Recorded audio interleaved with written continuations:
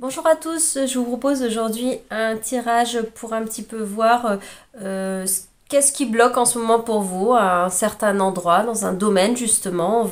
On va se laisser guider par les cartes, peut-être plutôt des oracles là que j'avais envie d'utiliser, notamment un oracle que j'ai depuis peu, que j'utilise pas mal pour mes cercles de pratique, voilà que je propose pour voilà, utiliser les oracles et le tarot de Marseille pour apprendre à se connaître en mode développement personnel, connaissance de soi, cheminement spirituel, voilà, de façon plus large. Voilà, et donc ce que j'aime faire des cercles en présentiel pour donner l'occasion aux gens de pratiquer, de même sans forcément connaître au départ, hein, quel que soit l'endroit où on est, le rapport avec les cartes, ou en tout cas avec même le domaine du travail sur soi, de connaissance de soi, peu importe. Voilà, je veux dire, c'est des espaces un peu qui favorisent cette reliance à soi. On s'offre un temps pour soi déjà, j'ai envie de dire. Bon, peu importe. Tout ça pour dire voilà, les oracles, je les utilise pas mal dans ces cadres-là, même si moi ma base est plutôt le tarot de Marseille. Pardon, et que voilà, c'est le langage symbolique qui me parle le plus, mais là voilà, pour le coup c'est peut-être plus, j'ai toujours des tarots pas loin, hein, au cas où, ils sont sous mes yeux, mais j'avais envie peut-être d'aller plus avec l'oracle, le dernier là, oracle que j'ai acheté qui s'appelle Les portes magiques de l'univers. Voilà, pour nous, pour vous qui écoutez. Alors, la question, le sujet, le thème. Quel est le thème pour vous en ce moment? Dans quel domaine de vie on attire notre regard? Sur quel sujet? Quelle thématique qui peut être vivante? Il y en a plusieurs. Une seule carte. Quelle serait la thématique là pour le collectif? Allez explorer. Yep là. Voilà. Elle est là, pardon. Ah, l'artiste intérieur. C'est drôle, c'est la carte qui était au-dessus. Pourtant, j'ai pas mal la brassée, etc. C'est la carte qui était au-dessus qui m'a accompagnée dans le tirage précédent que j'ai enregistré. Bon, elle était là visuellement, je la voyais. Donc voilà, c'est cette carte-là qui veut nous parler, qui veut vraiment se faire entendre. Alors, cette petite fille, qu'est-ce qu'elle veut nous dire? Elle veut se faire entendre. L'artiste intérieur. En prêtant vraiment attention à ce qui est sous vos yeux, votre imagination devient d'une grande richesse. Voilà, je ne sais pas si vous voyez dans les détails de la carte. Je vais éviter l'anneau de lumière. C'est l'œil de Sauron.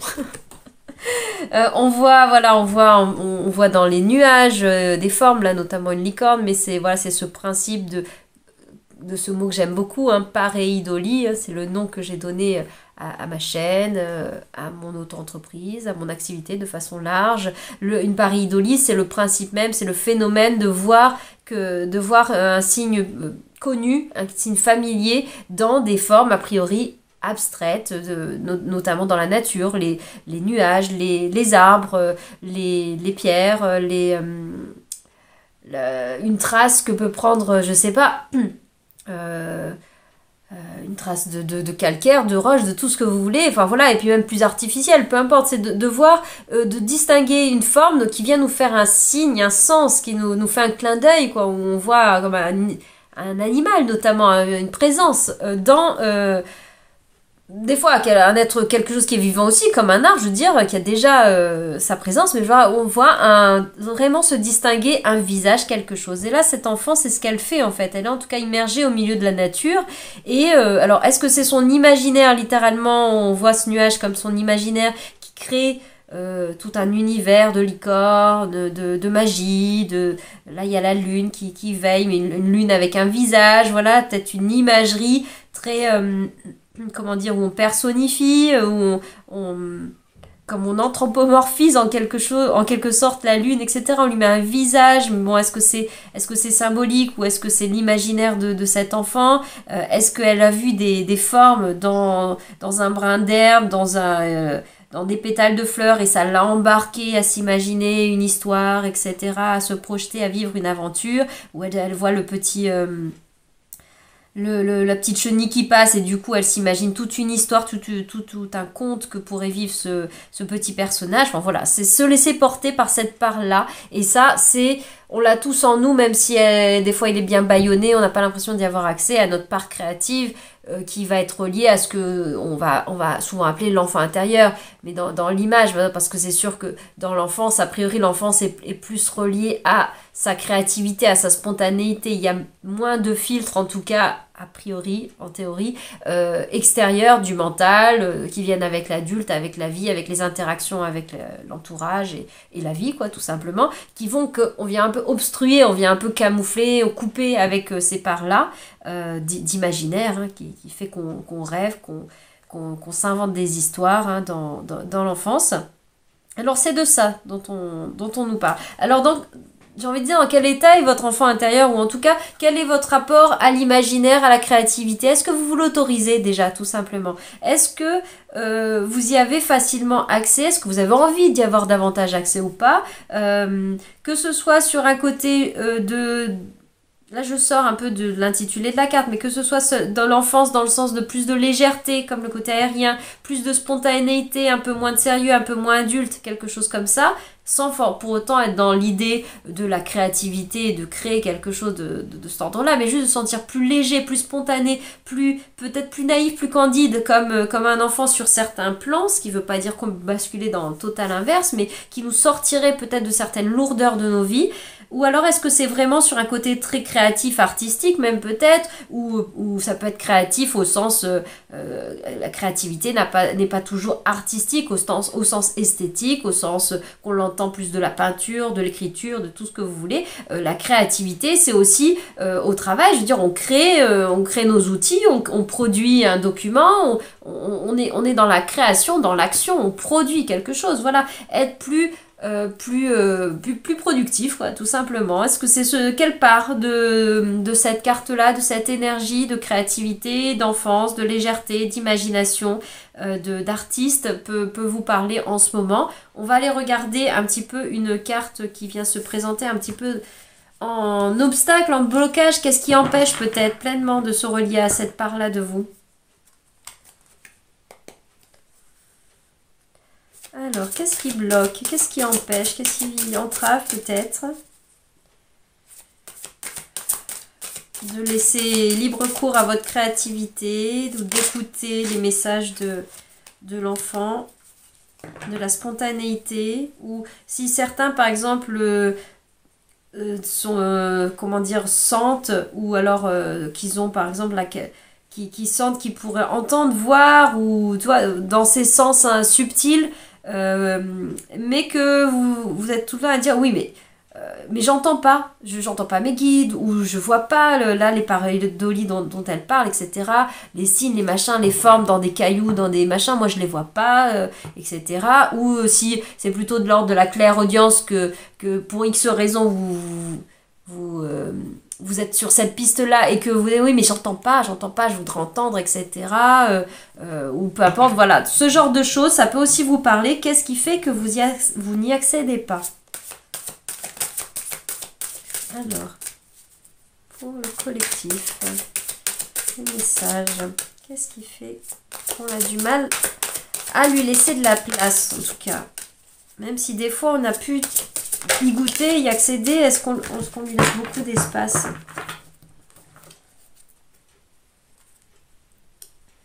Est-ce qu'on lui donne la clé à cet enfant, à cette créativité? Alors, la légende personnelle. Ah oui. Votre cœur et votre âme vous guident pour accomplir votre raison d'être. Et la notion de légende personnelle renvoie notamment, peut-être pas que, mais renvoie aussi beaucoup au livre de Paulo Coelho, L'Alchimiste, qui nous parle donc de cette légende personnelle. Il y a aussi des très belles choses, en effet. Là, c'est vu sous ce très beau prisme, hein, de voir votre raison d'être, qui vous êtes, etc. Mais il y a aussi, j'y vois aussi un peu le bémol de sa légende personnelle, c'est l'histoire que l'on se raconte de soi, faite de plein de morceaux d'expériences, de choses qui ont été réellement vécues, réellement ressenties, mais tout ça passé sous le prisme du vôtre de prise, de ce que vous avez retenu de votre histoire, de ce que vous avez retenu de votre enfance, de ce que vous avez retenu de vos expériences, de ce que vous avez ressenti. Et quand je dis retenu, c'est-à-dire pas seulement retenu au sens de j'ai compris avec mon intelligence, etc. Non, c'est retenir au sens de parmi tout ce que vous avez vécu, ce sur quoi votre attention, votre mémoire s'est focalisée, s'est cristallisée, ce que vous avez retenu de l'expérience. On le sait bien, par exemple, dans la fratrie, dans l'enfance, enfin, sauf si on n'a pas de frères et sœurs, mais je veux dire, on le sait de façon générale, plus large, on le sait bien que, a priori, des enfants qui ont grandi ensemble avec les mêmes parents, dans les mêmes, a priori, contextes familial, où il n'y a pas eu de grands changements, je veux dire, il n'y a pas de question de famille recomposée, quoi que ce soit, bref, avec a priori un contexte de vie, des ressources, des protagonistes identiques, des parents a priori... enfin voilà, il n'y a pas de grand écart d'âge, il n'y a pas de grande différence sur le papier, j'ai envie de dire tout ça de façon factuelle, a priori un même environnement où vous vivez des mêmes événements, comme vous avez participé à la même réunion de famille à tel moment, vous avez vécu la même perte de l'animal de compagnie, vous avez vécu tout ça ensemble, on va dire, et d'une même manière, et pour autant, tout à chacun, on le sait bien, après adulte, on sait très bien qu'on n'a pas du tout le même... On retient pas les mêmes souvenirs d'enfance que nos frères et sœurs, ou même les parents, mais pour prendre un lien plus horizontal, où a priori on a le même âge et on vit à peu près les mêmes enjeux, on n'a pas un même événement, on ne l'a pas ressenti du tout de la même façon. Pour certains, ça a été très marquant dans du positif, ça peut participer à la construction de leur identité, c'est-à-dire à leur légende personnelle, enfin, dans le sens où je sais pas, ce voyage à tel endroit en famille, a complètement créé une vocation, une passion à l'enfant, quelque chose comme ça, par exemple, ou ça peut être vécu aussi en traumatique, ça a complètement marqué, mais de façon négative, parce que dans le voyage, on avait perdu les bagages, et l'autre enfant, lui, il a retenu le fait que la perte, les machins, du coup, on n'avait pas notre doudou, enfin, je dis volontairement des choses un peu énorme comme ça, mais c'est pour dire à quel point ça peut être très différent d'un enfant à l'autre, d'un être à l'autre, et là je dis des choses assez circonstancielles, événementielles, là, comme le voyage, etc. Mais évidemment que ça vient aussi à parler de comment on percevait notre mère, comment on percevait notre père, comment on a vécu tel événement en lien avec tel parent, comment on a vécu la situation quand, je sais pas, les parents ont divorcé par exemple, mais les deux mêmes enfants ont a priori vécu la même enfance, etc. Ils n'ont pas du tout vécu de la même manière. Le moment et l'après et l'avant et tout ça, etc. Et chacun se raconte des histoires, c'est pas négatif, c'est pas péjoratif quand je dis qu'on se raconte des histoires, c'est pas pour dire qu'on invente notre vie, c'est juste pour dire qu'on raconte notre histoire, nous, on retient qui on est de nous à nous déjà, ou même quand on se présente au monde. Je suis celui qui a vécu ceci, je suis celle qui a vécu comme ça, j'ai grandi de telle façon, mon enfance était comme ça, je me suis construite comme ça dans la vie, ma carrière professionnelle, ceci, cela, etc.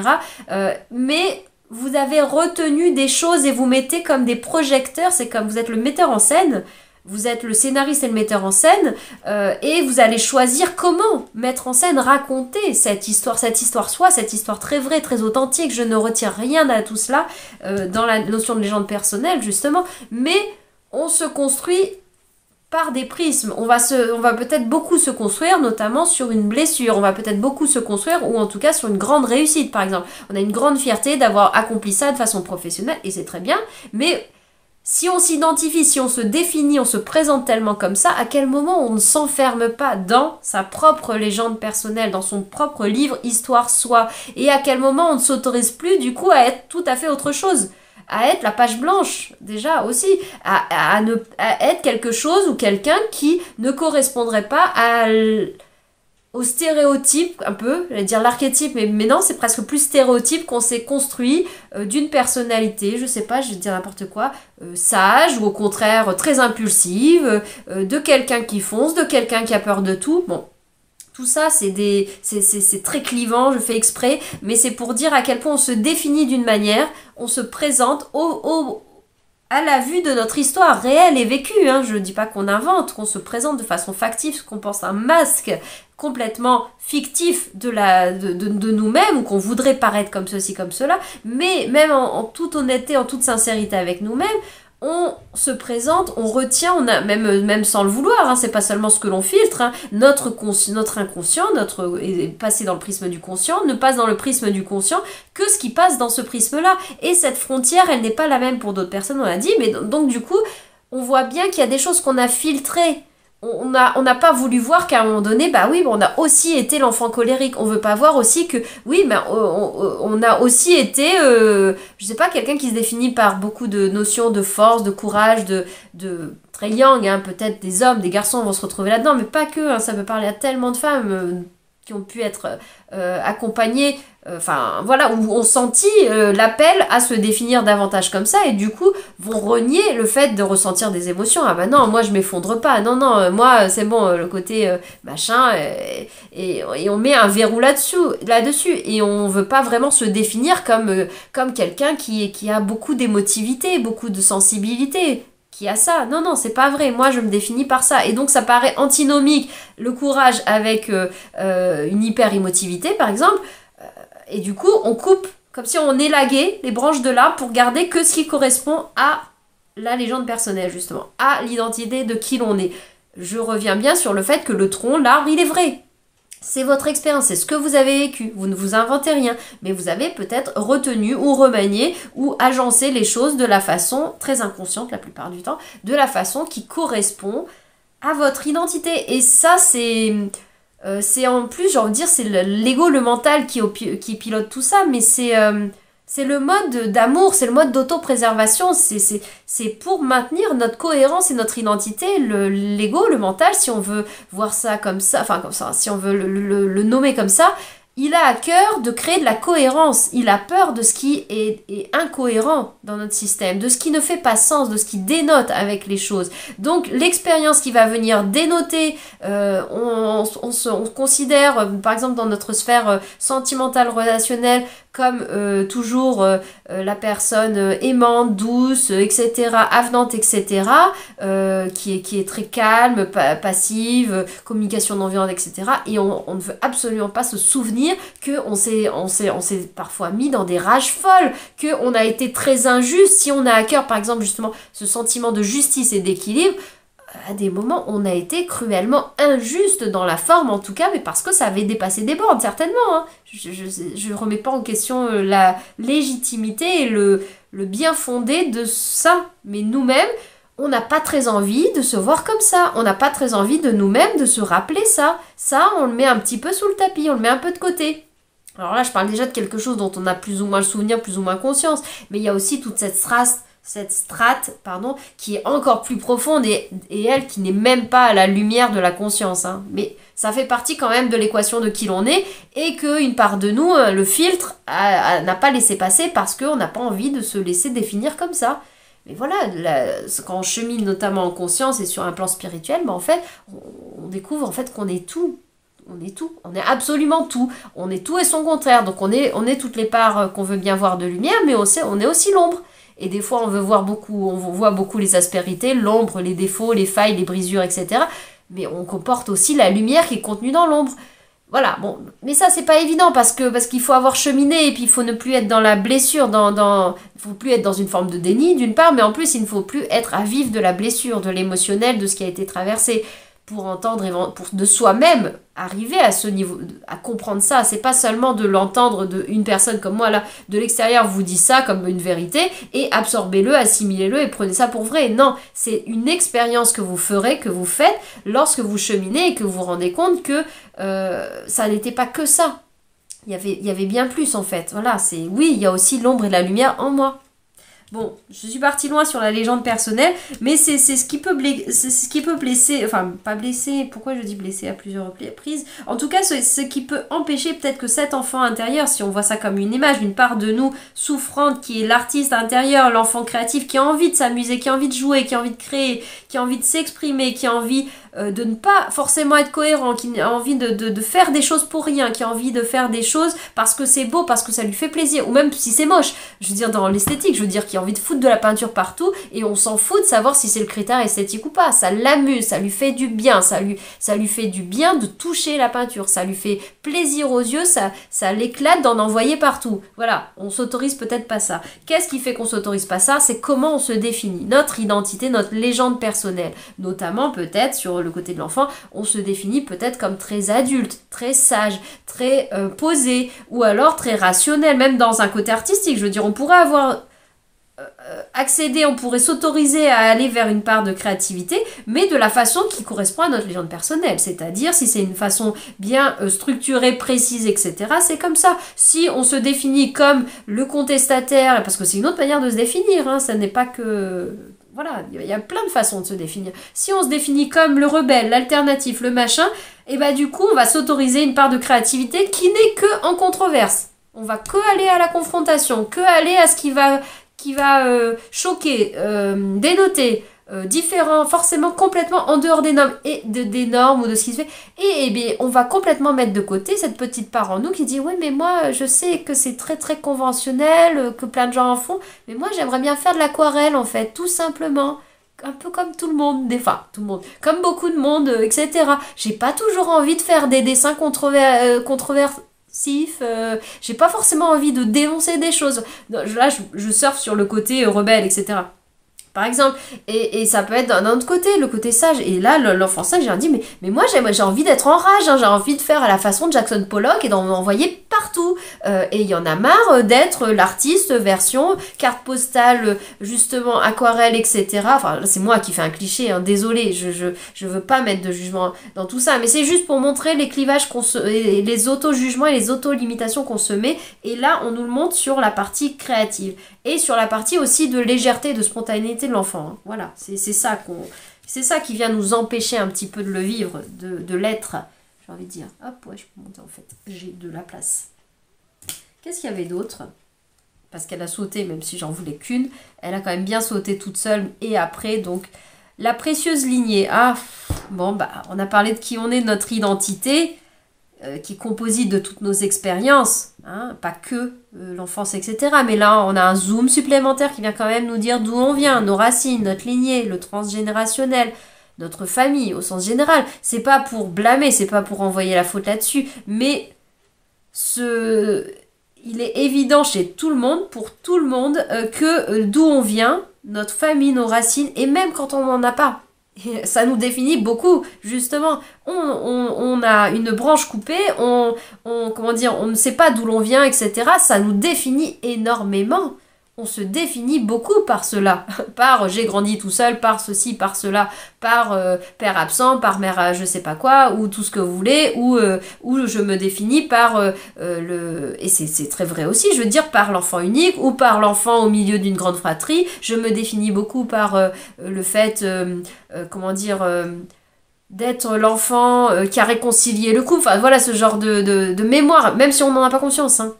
Mais ça, c'est des bagages que l'on a. Donc là, il y a cette idée un peu de lignée. Bon, là, bien sûr, cet oracle nous présente les choses d'une façon assez constructive. C'est ce qu'on attend un petit peu aussi de l'oracle, des aides, quelque chose de positif. Là, puisque je vous parlais de blocage, je vais détourner un petit peu le message que nous dit cette carte. Elle parle de la précieuse lignée. Bien sûr qu'elle est précieuse. Mais là, on vient nous dire qu'elle nous limite un peu. Donc on peut se permettre peut-être un peu d'élagage. Alors pas des gens, je parle pas des gens, mais dans ce que nous avons retenu, ce qu'on a inscrit dans notre livre, nous, je suis ceci, je suis cela, je suis la fille de... Alors vous êtes toujours la fille de machin, etc. Mais dans le sens de, j'ai pris de ma mère le courage. C'est peut-être vrai en grande partie, mais est-ce que vous pouvez aussi voir que vous avez aussi pris de votre mère, je sais pas, la délicatesse ou le plaisir de faire la cuisine. Alors peut-être que vous l'avez pas du tout identifié comme ça. C'est déjà une manière de se réapproprier les choses plus dans leur ensemble. Est-ce que vous pouvez aussi voir qu'indirectement, même si vous avez peut-être été très en conflit, je sais pas, par exemple avec votre père, votre grand-père, mais vous avez pris une forme de courage aussi. Il vous a inspiré, mais peut-être par le contre-exemple. J'ai envie de prendre l'exemple justement de je n'ai pas de famille et se dire, bah oui, non, moi c'est clairement pas là, dans l'idée d'une personne qui n'aurait grandi sans père, par exemple, ce n'est pas mon père qui a pu me transmettre le courage parce que mon père inexistant, etc. Oui, mais toi, tu as développé du courage dans ta vie parce que tu as dû faire face à la vie, moins peut-être outillé, équipé de ce que... normalement, un parent, un père en tout cas, apporte à la construction de l'enfant dans ce moment-là.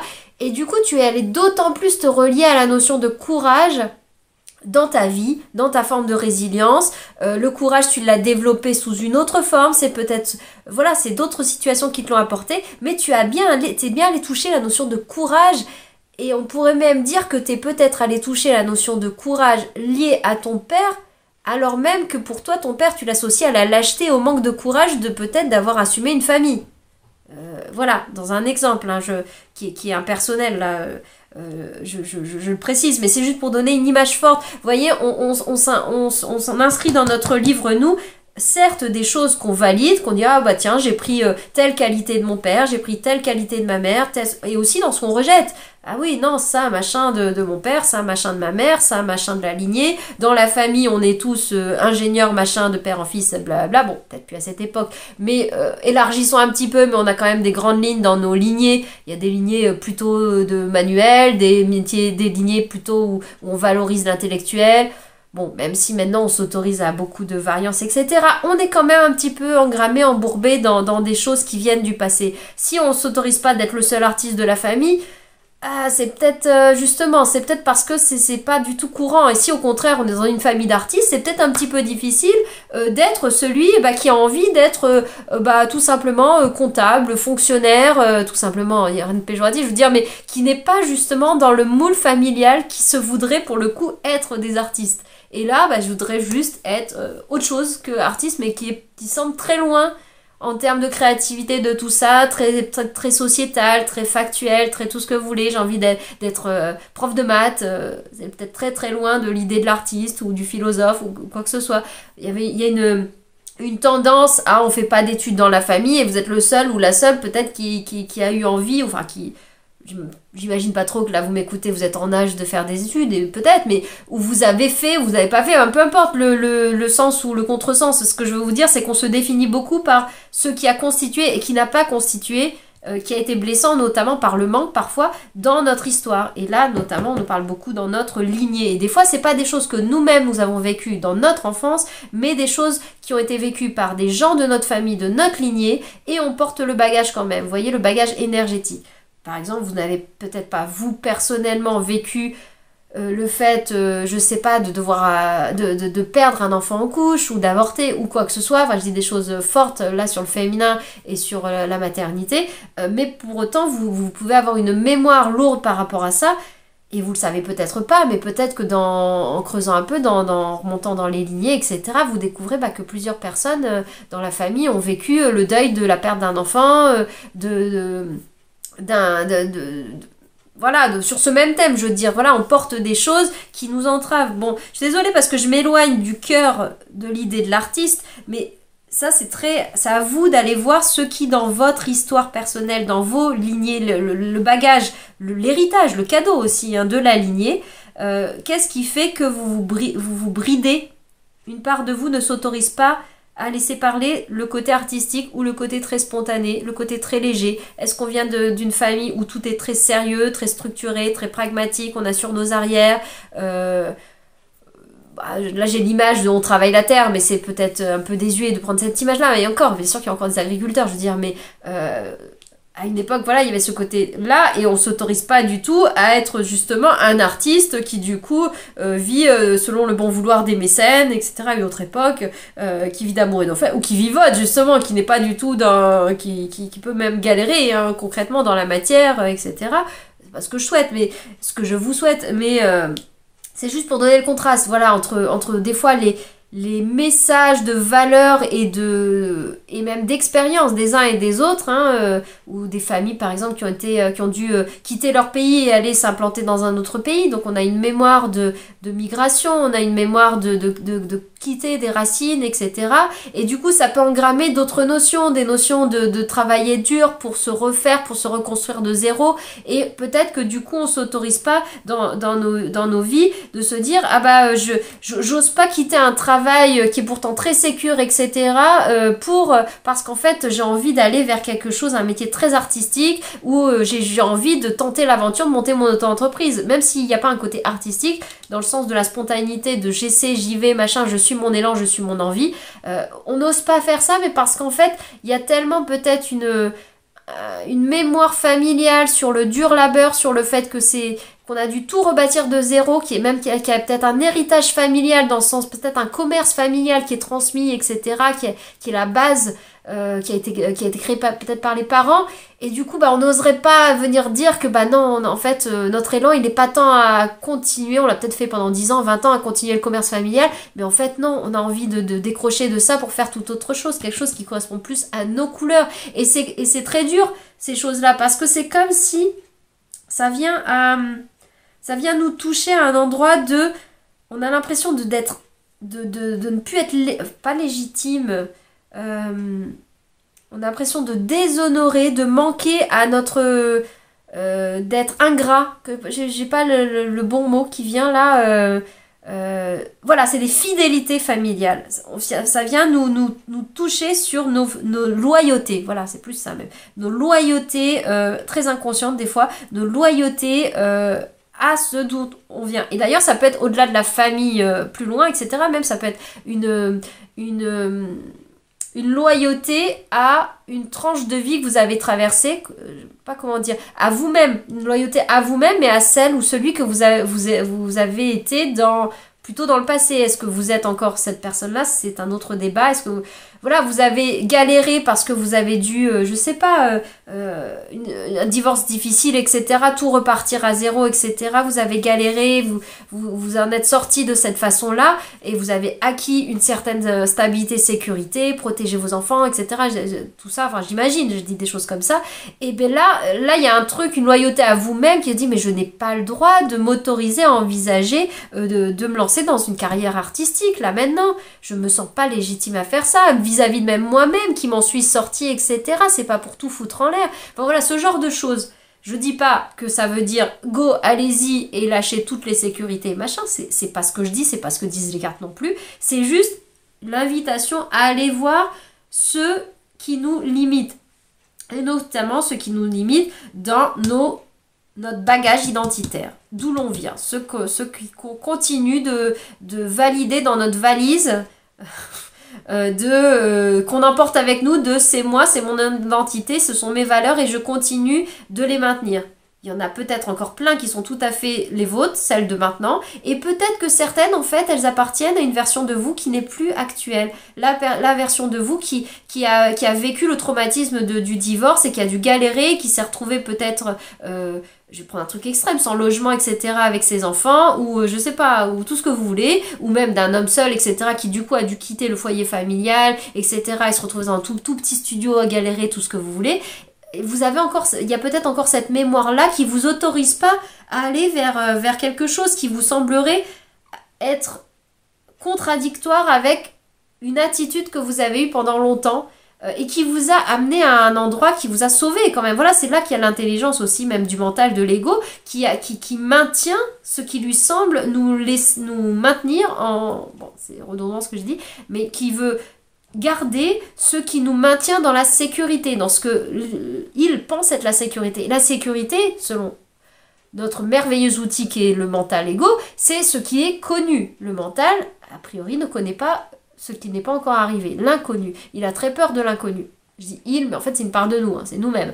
Mais du coup, on se maintient dans une zone de connu, combien même elle n'est pas forcément toujours, ou en tout cas plus maintenant, épanouissante. Et c'est ça qu'on peut aller revisiter. C'est ça qui est invité à faire via ce tirage. Je regarde juste où on est, je me rends compte que j'ai encore énormément parlé. Voilà, avec ces simples quelques cartes. Je vais juste regarder une carte conseil là pour vous. Tiens, je vais la prendre avec l'oracle du chaman. Et on va s'arrêter là. Alors, une carte conseil. Qu'est-ce qui peut nous aider à libérer notre créativité ou en tout cas à laisser s'exprimer cet artiste intérieur, cet enfant, cette spontanéité, ça parle selon la nuance dans laquelle ça vous parle. Ah. Le danseur céleste, libération de l'attachement. Bon bah, je vais pas vous refaire le film de ce qui a été dit. Libération de l'attachement, notamment à l'histoire soi. C'est pas se libérer complètement...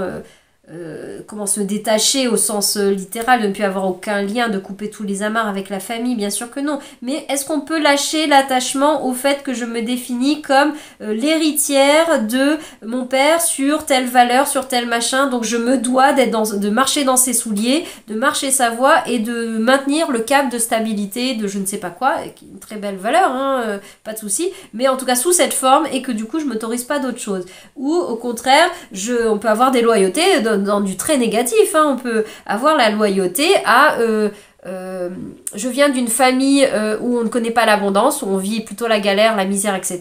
Et je ne pourrais pas m'autoriser à envisager, moi, d'être dans quelque chose de beaucoup plus riche, même si c'est peu, je veux dire, mais qui ne serait pas tout le temps je galère, je rame, et c'est dur de remplir le frigo. Voilà, on peut avoir ce genre de loyauté, ça paraît incohérent d'un certain angle, mais c'est une mémoire, c'est là, c'est très cohérent dans le prisme de votre inconscient, hein, pas dans le prisme du conscient logique, qui va mettre de la logique là-dedans. C'est irrationnel puisque c'est inconscient. Voilà, et que ce sont des mémoires, elles sont souvent irrationnelles, ces mémoires. On entend bien. Clarté et organisation, ça peut aider. Le danseur céleste, autorisez-vous aussi, à l'image de ce papillon, à sortir de la chrysalide, à déployer vos ailes, à montrer les couleurs de qui vous êtes. Vous êtes un papillon de ces couleurs-là. Bon, là, il n'y a pas forcément de nuance énorme de couleurs, mais par exemple, vous avez beau être dans une famille de papillons, hein, ça reste la même famille que vous, mais vous avez des couleurs qui sont uniques et différentes, ou un agencement de couleurs parmi cette même famille qui ne seront pas l'agencement de couleurs des autres, sur les ailes des autres de la famille, ou les autres de la société, ou les autres en général, etc. Autorisez-vous, même sur un domaine artistique, d'être à vos couleurs à vous. Est-ce que vous vous limitez parce que, bon là ça sort, mais parce que à la rigueur la manière d'exprimer l'artistique selon le milieu social d'où vous venez ou selon les codes auxquels vous vous identifiez, même au-delà des codes de votre famille, eh bien c'est de cette façon-là, et ben lâchez-vous la grappe, faites péter la chrysalide et autorisez-vous, ou faites péter, c'est peut-être un peu fort dans l'immédiateté, mais si vous vous sentez que c'est le moment, faites péter de façon rapide, mais si vous vous sentez dans le processus, on perce pas la chrysalide, comme on tape pas sur la coquille de l'œuf du poussin pour qu'il sorte plus vite, on ne tire pas sur la plantule, je veux dire la graine ça germe quand ça germe, on peut pas faire sortir de la plante d'elle-même, elle doit avoir la force, la résistance, le bon moment, donc être suffisamment chargée de tout ce dont elle a besoin pour le faire. Si on lui demande de le faire trop tôt et qu'on percerait un petit trou dans la cose de la graine pour que on s'imaginerait que la plantule elle sort plus facilement, et ben la plantule elle va pas résister plus tard parce qu'en fait elle n'aura pas déployé suffisamment elle n'aura pas rencontré suffisamment de difficultés entre guillemets de confrontation au fait qu'elle a réussi par elle-même, et je reviens à l'idée de courage par exemple, à développer par elle-même la capacité de la percer sa coquille. Donc quel que soit l'endroit où vous en êtes, ça y est, vous sentez, il n'y a plus qu'un petit pas à faire pour faire péter et sortir littéralement de la chrysalide et déployer les ailes, ou est-ce que vous êtes encore vraiment dans la chrysalide et qu'il faut vous accorder encore du temps pour faire cette exploration, et ensuite, en temps voulu, ça se déploiera. Il n'y aura même pas la question de dire que qui que ce soit va me dire « Eh oh, c'est le moment de sortir de la chrysalide », on le sent de l'intérieur en fait. Là, peut-être pour certains, le fait que je vous dis péter la chrysalide, créer un mini déclencheur de dire, mais en fait, je le sens déjà, oui, c'est déjà le moment, et allez, j'y vais, et ça vous donne l'élan de le faire, comme l'appel du soleil, par exemple, est-ce que l'appel de, je sais pas, de la saison qui fait que la graine, elle dit toc toc, c'est le moment, ça y est, je me sens de sortir. Voilà, c'est en cela que ça va, mais ça vient toujours de l'intérieur. Bon, bah écoutez, je m'arrête ici pour ce tirage. Je vous souhaite une belle libération, en tout cas un beau processus, un beau cheminement, une belle exploration, pas toujours évidente, pas toujours facile, agréable à faire, mais qui peut être très très libératrice. Et si vous pouvez visualiser dans l'image de la légende personnelle et de ce livre, au-delà du livre que vous avez écrit, vous pouvez vous autoriser à vous dire il reste des pages blanches peut-être dans ce livre, ou est-ce que vous en êtes au point de vouloir dire je veux littéralement changer de livre? Est-ce que vous vous autorisez à prendre un nouveau cahier et à le personnaliser comme vous le voulez vraiment? Est-ce que vous maintenez ce grand livre mais finalement vous vous dites ah bah tiens je vais enlever, vous savez les livres des fois quand on achète en commerce il y a la couverture vraiment imprimée directement sur l'objet livre, et des fois il y a une surcouverture, je ne sais pas si c'est le bon mot, mais un enveloppement.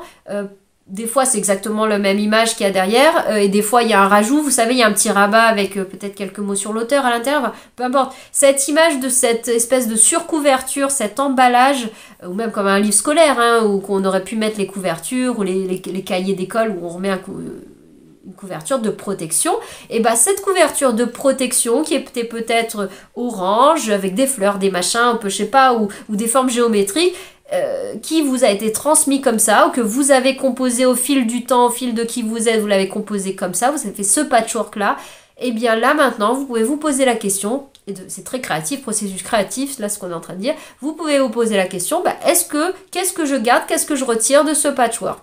Est-ce que je repars littéralement sur une page blanche et je vais reconstituer mon nouveau patchwork moi, ou est-ce que, voilà, comment je réagence tout ça? Vous savez, on peut très bien découper, coller, prendre, garder un bout. L'idée du recyclage est là aussi. On peut garder des bouts de l'ancien. On peut le comme mettre de la couleur. J'ai l'image là, par exemple, on a une photo en noir et blanc.